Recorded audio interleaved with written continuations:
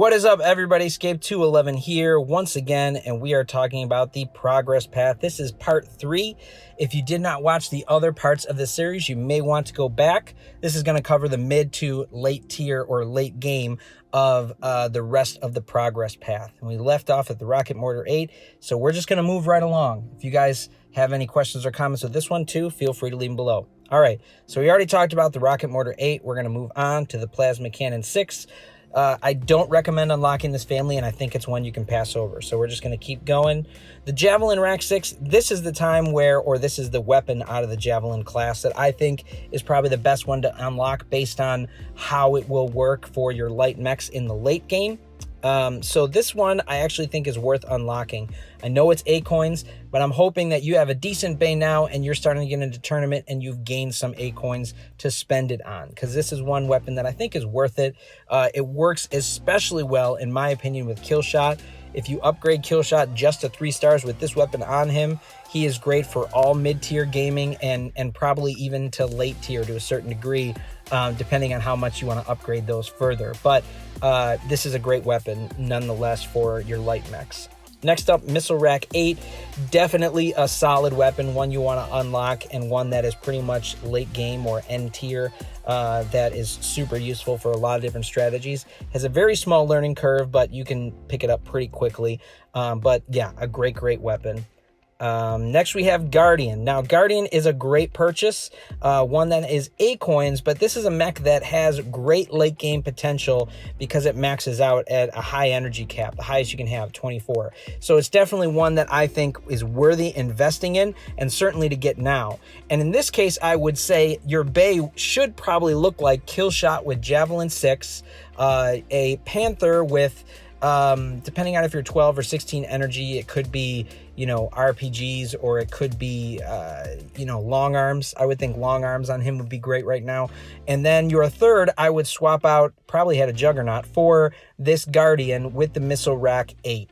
It's a great loadout for him. It's a great mech period, and one that will work for end game.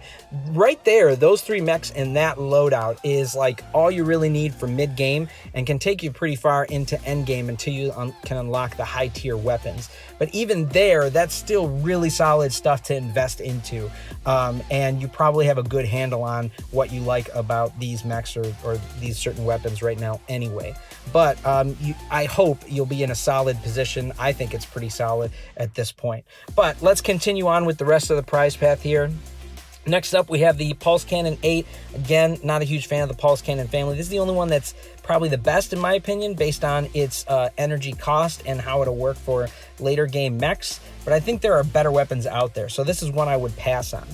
Rocket Mortar 10 is a singular weapon. This is something too. When you get up into the 10 and 12 cost weapons, they come out as single weapons. I didn't say this for the Long Arm 10, but they come out as single weapons, and you get a second copy of it when you max it out. That's the same case for the Rocket Mortar 10 and the Rocket Mortar 12. Again, use these weapons at your discretion. They're great weapons, but I fear they may have some nerfs down the line.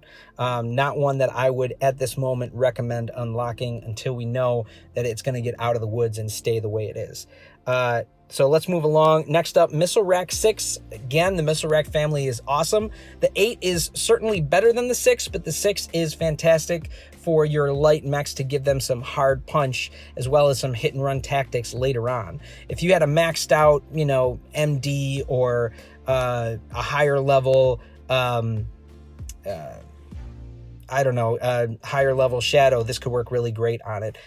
It's probably not something you have to get right away because it's a lot of credits, but it's still a great weapon worth unlocking for sure. Shadow, he is a decent mech, but one you don't need right now, and he costs 8 coins to unlock, so I would pass over him. Already talked about the Plasma Cannon. You can pass over that one.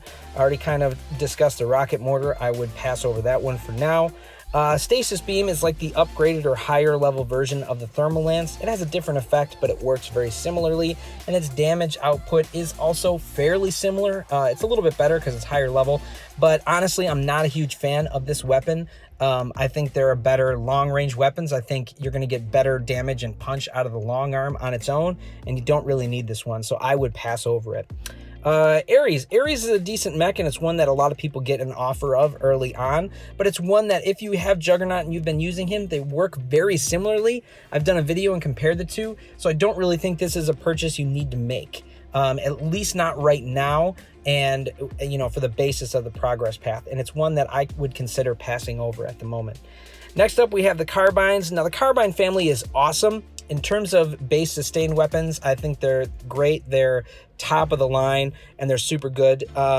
I think you should unlock these, but it is a solid chunk of A coins to unlock, and it's going to affect your power level right away because it's high 5 stars. So those are things to consider, but it's worth unlocking and getting. So if you can't get it right away, definitely put a pin in it and save to get it in the future. It works great, and it comes as a dual weapon, so it's very handy. Stasis Beam 12 or 18 or 16, just like the Stasis Beam 12, I would pass over these. Then we get into a long string of crates because we're getting close to the end. Cheetah. Cheetah is not a bad mech, but he's not one that you need per se, and certainly not one that I think is worth the amount of A coins that he is asking for straight away. So he is one that I would pass over for now and maybe get in the future, but I don't find him extremely necessary. There are a lot of other people who probably do his role similarly and maybe better in some ways. So I would say pass over him.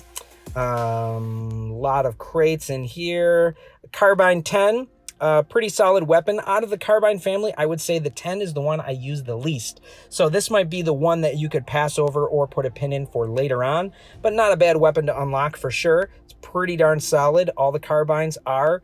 Zephyr. Zephyr is a fantastic mech, and I plan to talk about Zephyr versus Guardian in the future.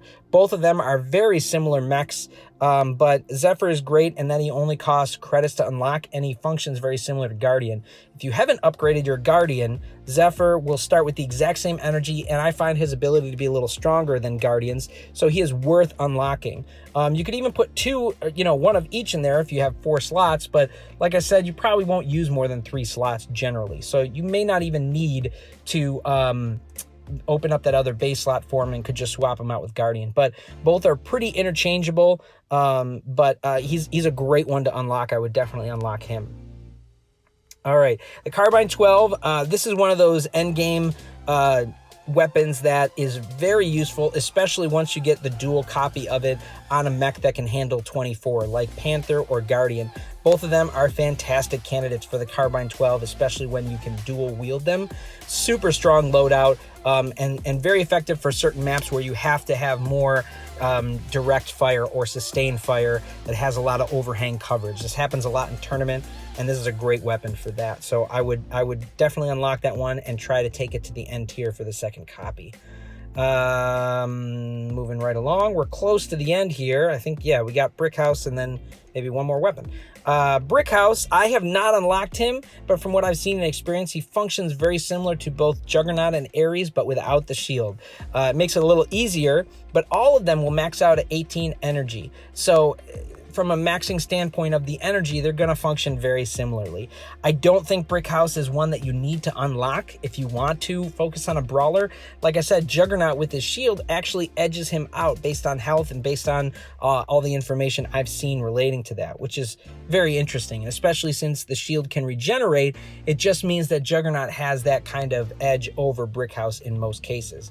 However, that doesn't mean Brickhouse is bad. I just don't think he's as good. I actually think you could use a slight buff, maybe an ability that will give him some extra benefit. But as of right now, I don't necessarily think you need to unlock him.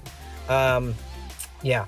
And lastly, we have the Railgun. The Railgun is awesome. And like I said, if you've spent the time focusing and using long arm, you will love the Railgun. One of my favorite loadouts, you've probably seen me use it before plenty of times, I do in a lot of videos, is Panther with the Railgun and the long arm together. It can be devastating. It is like the quintessential long range setup, and it is super effective. I love it. I think the Railgun is awesome, but it will seem less effective to you unless you've gotten used to its targeting system through the long arm. So that's why I say practice that early on when you get that in the early tier stuff. So I'm just going to slide down here. I'm fairly certain everything else is done. I've covered it all. Yeah, that's it. That's the end of the prize path. Maybe someday we'll get some more weapons, but that's the basis of everything right there. So I hope, guys, that gave you the information that you need to really, you know, have a roadmap for the progress path and make it the best you can be, because it is very important about, you know, how you spend your resources, your credits, and all that stuff in this game. I hope all of that is, you know, similar to your experiences and you guys would agree. If you don't, or even if you do agree and you just want to comment anything, please do below. But I hope that was enjoyable for all of you, and we will see you out there on the battlefield.